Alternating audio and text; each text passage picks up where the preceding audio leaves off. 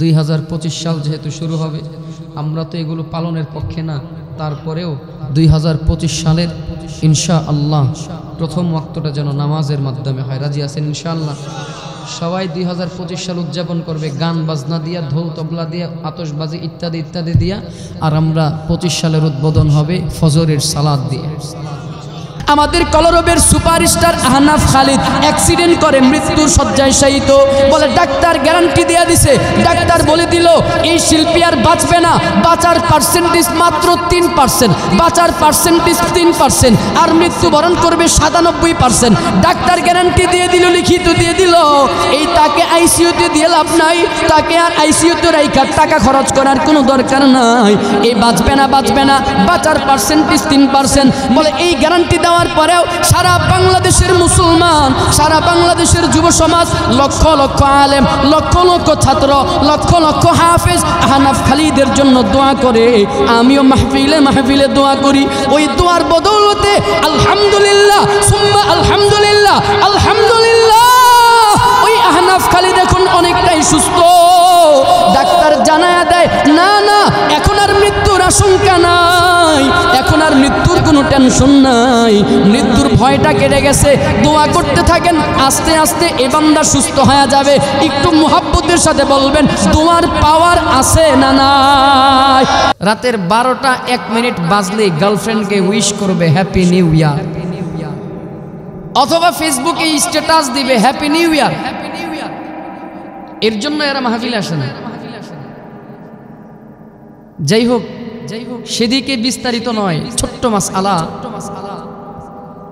কেউ যদি কোন মুসলমানের সন্তান যদি এই হ্যাপি নিউ ইয়ার উদযাপন করে,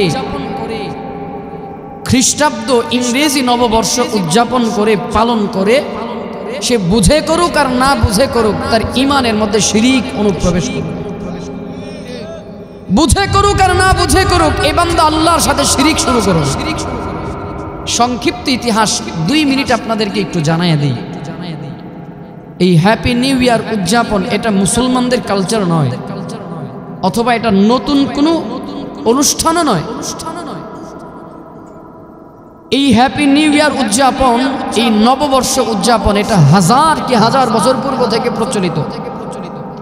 সর্বপ্রথম যারা এই উদযাপন করে এরা হচ্ছে আলাদা একটা ধর্মীয় মতবাদের অনুসারী, এদের নাম হচ্ছে পেগান। আপনি আমি যেমন মুসলমান ধর্মীয় অনুসারী, খ্রিস্টান যেমন খ্রিস্টান ধর্মের অনুসারী, ইহুদি যেমন ইহুদি ধর্মের অনুসারী, নাসারা যেমন নাসারার অনুসারী, বৌদ্ধরা যেমন বৌদ্ধ ধর্মের অনুসারী, এই আলাদা একটা ধর্মের নাম হচ্ছে পেগান বা প্যাগানিজম। এদের ধর্মীয় আত্মবিশ্বাস কি, এদের আকীদা কি? এদের আকীদা হচ্ছে দুনিয়া, চন্দ্র, সূর্য, আগুন, বাতাস, পানি, এগুলো হচ্ছে সার্বময় ক্ষমতার অধিকারী, সার্বময় ক্ষমতার মালিক হলো এই দুনিয়া, আগুন, বাতাস, পানি, বরঞ্চ আল্লাহ সর্বময় ক্ষমতার অধিকারী নয়। তাহলে যাদের আকীদা, যাদের বিশ্বাস হচ্ছে সার্বময় ক্ষমতার মালিক হচ্ছে আগুন, বাতাস, পানি, বলেন এদের ঈমান আছে না গেছে? কোনো সন্দেহ? এক। এরা কি করত? এদের বিশ্বাস হচ্ছে এরা কি করত? চন্দ্রকে, চাঁদকে মনে করত সর্বময় ক্ষমতার মালিক, এটা মনে করে চাঁদের পূজা করত। বাতাসকে মনে করত সর্বময় ক্ষমতার মালিক, বাতাসের পূজা করত। আগুনকে মনে করত সর্বময় ক্ষমতার মালিক, আগুন পূজা করত। গাছের পূজা করত, অগ্নি পূজা করত, গোবৎসের পূজা করত। ঠিক অনুরূপ ভাবে বছরের পহেলা দিবসকেও এরা পূজা করত। এরা মনে করত, এদের বিশ্বাস হাজার হাজার বছর পূর্বে, প্যাগানিজম যারা, আপনারা গুগলে দেখবেন, এদের বিশ্বাস বছরের প্রথম দিনটা যদি আমরা পূজা করতে পারি, প্রথম দিনে যদি আমরা ইবাদত করতে পারি, প্রথম দিনে যদি আমরা পূজা করি, তো বছরের বাকি দিনগুলো আমাদের অটোমেটিক ভালো চলবে। এটা হচ্ছে প্যাগানিজমদের ধর্ম, প্যাগানিজমদের আকীদা, বিশ্বাস। সেই জায়গা থেকে এরা হাজার হাজার বছর পূর্বে থেকে এরা এই পহেলা বছরের প্রথম দিবসটাকে এরা পূজা করত। এবার আসেন এই প্যাগানিজমের পরে এরপরে কারা এই দিবসের পূজা কারা করত? এরপরে যারা এই দিবস পূজা করত এরা হচ্ছে রোমান খ্রিস্টীয়, রোমান খ্রিস্টান। খ্রিস্টানদের মধ্য থেকে যারা রোমানে বসবাস করত, রোম, এই রোমান খ্রিস্টানরা এরপরে এই দিবস পূজা করে কিভাবে? এদের একজন দেবতার নাম হচ্ছে জানুস দেবতা। আপনারা গুগলে সার্চ করলে দেখবেন জানুস দেবতা। এই জানুস দেবতার মাথা হচ্ছে দুইটা, একটা মাথা হচ্ছে সম্মুখে আর একটা মাথা হচ্ছে পিছনে। এই জানুস দেবতার নাম অনুসারে এই খ্রিস্টীয় যেই সন, এই সন গণনা শুরু হয়, আর তারও নাম হয় জানুয়ারি মাসের প্রথম নাম হয় এই জানুস দেবতার নাম অনুসারে। জানুয়ারি মাসের বছরের প্রথম মাসের নাম কি? ইংরেজি বছরের প্রথম মাসের নাম কি? জানুয়ারি। এই জানুয়ারি কিভাবে আসলো? জানুস দেবতা থেকে জানুয়ারি। এরা এই রোমান খ্রিস্টীয়, জুলিয়াস নামক একজন রোমান খ্রিস্টান ছিল, নাম ছিল জুনিয়াস। জুলিয়াস পূর্ণ নাম আরেকটা শব্দ আছে, নামটা আমার জেহেনে আসতেছে না। এই জুলিয়াস নামক খ্রিস্টান, রোমান খ্রিস্টান, এই জানুস দেবতার নাম অনুসারে জানুয়ারি নামকরণ করা হয়। এরা জানুস দেবতার পূজা করত কিভাবে? ডিসেম্বরের যখন 31 তারিখ রজনী হয়, রাত্র 12টা বাজার আগ পর্যন্ত জানুস দেবতার পিছনের মাথায় গিয়ে এরা পূজা করত, আর্চনা করত। হ্যাঁ, এরা কান্নাকাটি করত। এরা চাইতো, কি বলতো? দেবতা, আপনি আমাদেরকে একটা বছর ভালো রেখেছেন, এর জন্য আমরা আপনার পূজা করতেছি, আপনার ইবাদত করি। এটা বলেই এরা গান বাজনার আয়োজন শুরু করত, নর্তকী, মদ ইত্যাদি ইত্যাদি নেশাদ্রব্য তারা আয়োজন করত।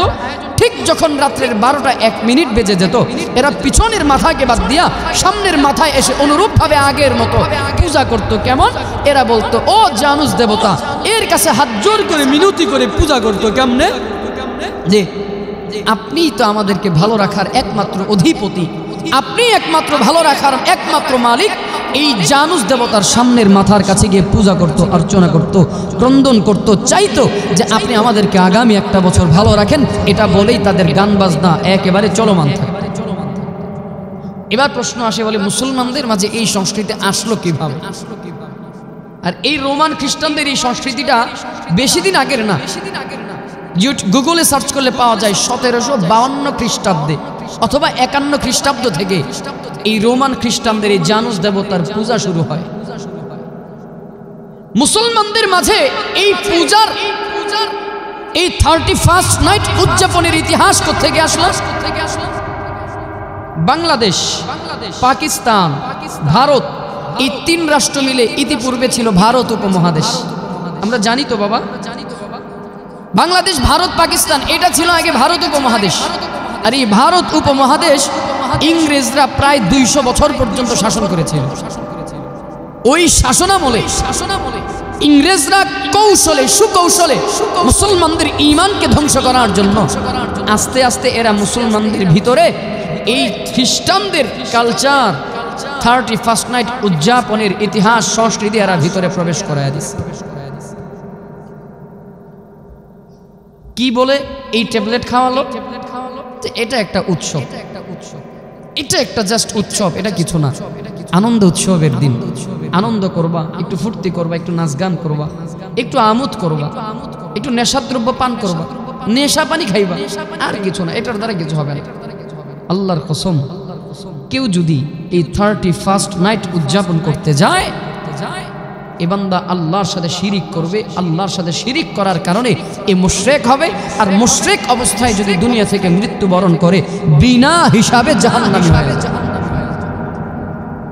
এর জন্য কোন মুসলমানের সন্তান 31st নাইট উদযাপন করতে পারে, আমরা করব।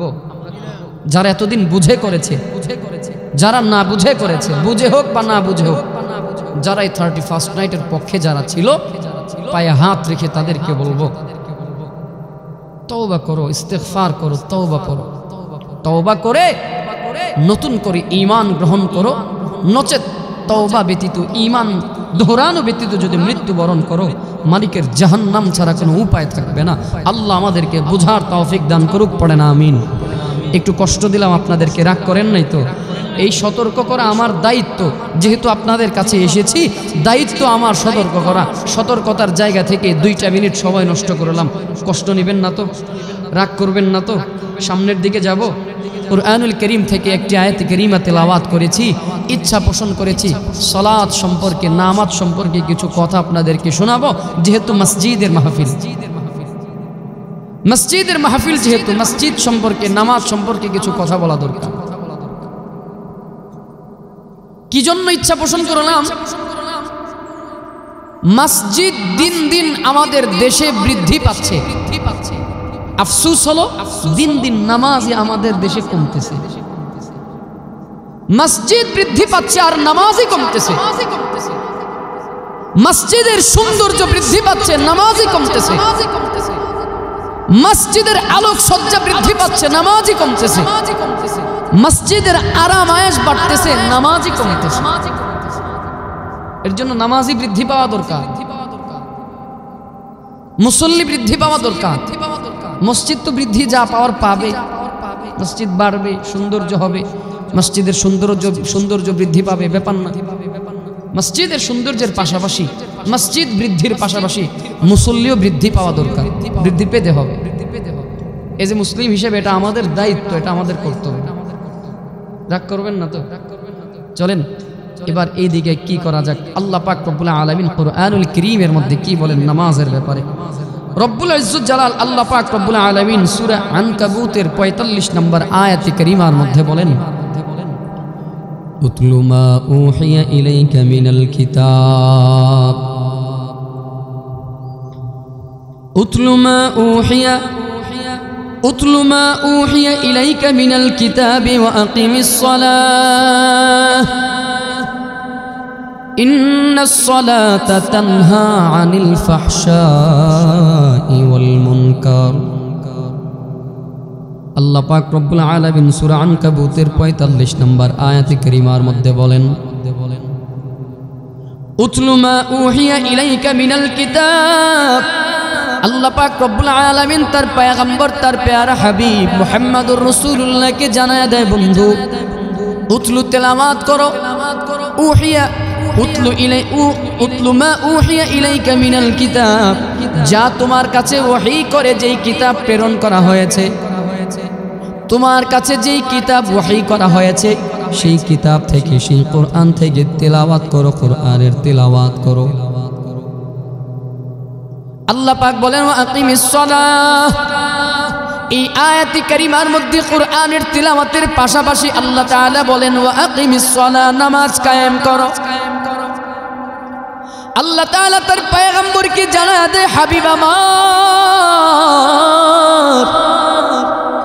নামাজ কায়েম করো, একাগ্রতার সাথে নামাজ আদায় করো, সালাত পড়ো, নামাজের দিকে মনোযোগী হও, বড় মনোযোগী হয়ে নামাজ আদায় করো, মনোযোগ দিয়ে নামাজ পড়ো। আল্লাহ তাআলা জানায় দেয় কি জন্য, ইন্নাস সালাতা তানহা আনিল ফাহশাই ওয়াল মুনকার, বলে কেননা নামাজ এমন একটা ইবাদত, নামাজ এমন একটা ইবাদত যে ইবাদত বান্দাকে সমস্ত প্রকার খারাপ, অন্যায়, অশ্লীল কাজ থেকে বিরত রাখে। ইন্নাস সালাতা তানহা আনিল ফাহশাই ওয়াল মুনকার। আল্লাহ তাআলা জানায় দে, হাবিব আমার নিশ্চয় এই নামাজ বান্দাকে সমস্ত অশ্লীল এবং অন্যায় কাজ থেকে বাঁচায় রাখে, বিরত রাখে। নামাজ আদায় করো, নামাজের দিকে মনোযোগী হও, নামাজ আদায় করো। আকিমিস সালাহ, নামাজ কায়েম করো, নামাজ কায়েম করো, মনোযোগী হয়ে নামাজ আদায় করো, প্রকৃতপক্ষে নামাজ পড়ো। নামাজের ব্যাপারে তাগিদ দেওয়া হলো কুরআনুল কারীমের। এই কুরআনুল কারীমের 82টা জায়গার মধ্যে আল্লাহ তাআলা নামাজের তাগিদ দিয়েছেন, নামাজ পড়ো। কোন বান্দা যদি একাগ্রতার সাথে নামাজ আদায় করে, এই নামাজের মাধ্যমে বান্দা আল্লাহ তাআলার এমন এমন গায়েবী সাহায্য প্রাপ্ত হয়, এমন এমন আল্লাহ তাআলার, আল্লাহর সাথে এমন এক বিশেষ সম্পর্ক সহজ হয়, এমন এক বিশেষ সম্পর্ক হয় যেই সাহায্যের মাধ্যমে বান্দা সফলতা অর্জন করতে পারে।